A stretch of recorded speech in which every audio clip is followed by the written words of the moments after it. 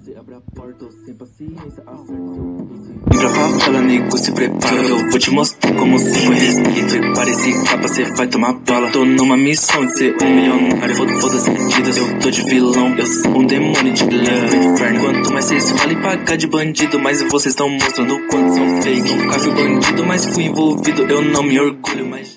Nem eu, você e mais ninguém. O mundo é nosso. Me pergunta se cê vem. Pensei na gente lá em Portugal. Parecia até meio que surreal. Um maloqueiro de estilo casal 1000 grau. Tudo é no seu tempo, eu espero. Num paraíso artificial. Jantar à luz de velas especial. 2 taças de vinho essencial. Pensando bem, eu quero. E aí, diz pra mim que cê iria. Vamos sair da...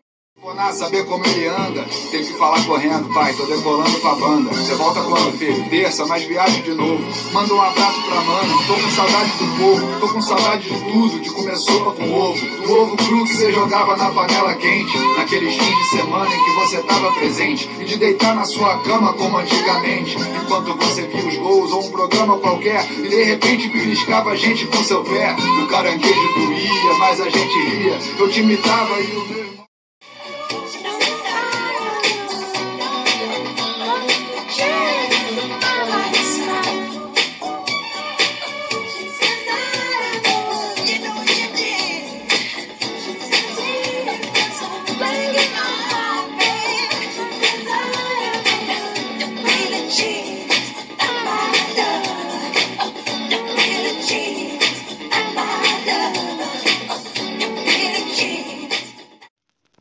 Enfim, o torremo.